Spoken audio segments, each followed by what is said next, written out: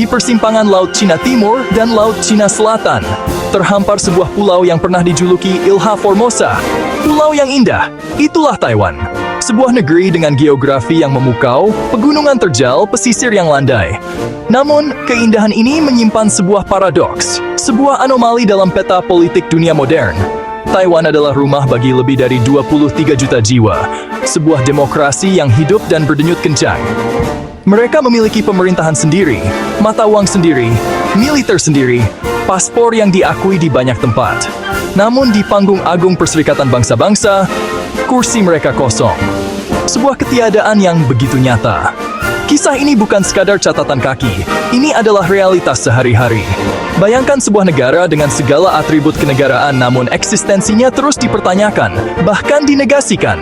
Status politiknya yang rumit, terjebak dalam sejarah perang saudara dan geopolitik adidaya, membuat Taiwan terisolasi diplomatik. Sebuah ironi yang getir, sebuah bangsa yang mandiri, namun hidup dalam bayang-bayang klaim pihak lain. Maka, mari kita lihat lebih dekat, selami kisah pulau yang menolak jadi catatan pinggir. Bukan cerita kekalahan, ini epik tentang ketahanan. Jika Anda berjalan di jalanan Taipei yang sibuk, dari hiruk-pikuk pasar malam Shilin, hingga menara Taipei 101 yang menjulang gagah, Anda akan merasakan sebuah energi yang tak terbantahkan. Energi itu adalah optimisme. Di tengah kedai-kedai teh susu yang ramai, skuter yang melesat lincah, kehidupan berjalan dengan ritme yang normal, bahkan penuh semangat. Anak-anak bersekolah, para pekerja bergegas ke kantor. Para lansia menikmati pagi mereka dengan latihan tai chi di taman. Seolah-olah bayang-bayang isolasi diplomatik yang menyelimuti negara mereka hanyalah awan tipis yang tak mampu menghalangi sinar matahari pagi. Ini adalah pilihan sadar. Sebuah keputusan kolektif untuk fokus pada apa yang bisa mereka kendalikan. Rakyat Taiwan telah belajar untuk hidup dengan dualitas ini. Di satu sisi, mereka adalah warga dari sebuah demokrasi yang progresif dan terbuka, menikmati kebebasan berpendapat dan pers yang hidup. Di sisi lain, mereka membawa paspor yang seringkali membutuhkan penjelasan ekstra di loket imigrasi. Namun, alih-alih meratapi nasib, mereka mengubahnya menjadi sebuah kekuatan. Semangat Dapin, yang berarti berjuang keras dan pantang menyerah, mendarah daging dalam budaya mereka. Mereka bekerja lebih keras, belajar lebih giat, berinovasi lebih cepat, seakan ingin membuktikan kepada dunia bahwa nilai sebuah bangsa tidak diukur dari jumlah kedutaan yang mereka miliki. Hidup tanpa pengakuan formal dari dunia bukanlah sekadar isu simbolis. Ia membawa konsekuensi nyata yang menyentuh berbagai sendi kehidupan bangsa. Bayangkan betapa sulitnya menjalin hubungan internasional ketika bendera Anda tidak bisa berkibar di markas besar PBB. Taiwan dilarang berpartisipasi dalam banyak organisasi internasional, termasuk Organisasi Kesehatan Dunia. Saat pandemi global melanda, pengalaman dan keahlian Taiwan tidak dapat dibagikan secara optimal di forum global tertinggi. Mereka harus berjuang melalui jalur tidak resmi. Sebuah perjuangan sunyi yang mempertaruhkan kesehatan jutaan orang, baik di dalam pulau itu maupun di luar pulau itu. Tantangan ini merembet jauh ke dalam arena ekonomi. Meskipun Taiwan adalah kekuatan ekonomi global, terutama di sektor semikonduktor, perusahaan-perusahaan mereka seringkali menghadapi rintangan yang tidak dialami pesaing dari negara yang diakui. Para pebisnis harus menavigasi labirin hukum dan politik yang rumit, hanya untuk menandatangani perjanjian dagang atau melindungi kekayaan intelektual mereka di luar negeri. Secara psikologis, tekanan ini juga terasa. Generasi muda Taiwan tumbuh dengan kesadaran bahwa identitas nasional mereka selalu berada dalam status sengketa. Mereka harus terus-menerus menjawab pertanyaan, jadi kamu dari mana? Tiongkok? Taiwan? Pertanyaan sederhana ini mengandung beban sejarah dan politik yang berat. Di panggung olahraga, atlet-atlet mereka tidak bisa bertanding di bawah bendera nasional sendiri. Mereka berkompetisi di bawah nama Chinese Taipei, sebuah kompromi yang menyakitkan. Setiap medali emas yang diraih terasa manis sekaligus pahit, namun juga menjadi simbol perlawanan.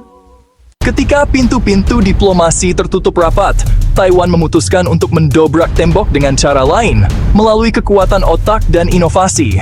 Mereka menyadari bahwa jika dunia tidak mau mengakui mereka secara politik, maka dunia harus mengakui mereka melalui kontribusi yang tak tergantikan. Maka dimulailah sebuah transformasi luar biasa. Taiwan, sebuah pulau dengan sumber daya alam yang terbatas, mengubah dirinya menjadi raksasa teknologi. Mereka tidak hanya merakit, mereka menciptakan. Mereka menjadi jantung dari revolusi digital global, sebuah pusat keunggulan yang esensial bagi kemajuan teknologi dunia. Lihatlah di sekitar Anda, ponsel pintar yang Anda genggam, laptop yang Anda gunakan, mobil yang Anda kendarai. Kemungkinan besar, komponen paling vital dalamnya, yaitu chip semikonduktor, dibuat di Taiwan. Perusahaan seperti TSMC atau Taiwan Semiconductor Manufacturing Company bukanlah sekadar perusahaan, melainkan pilar strategis bagi ekonomi global.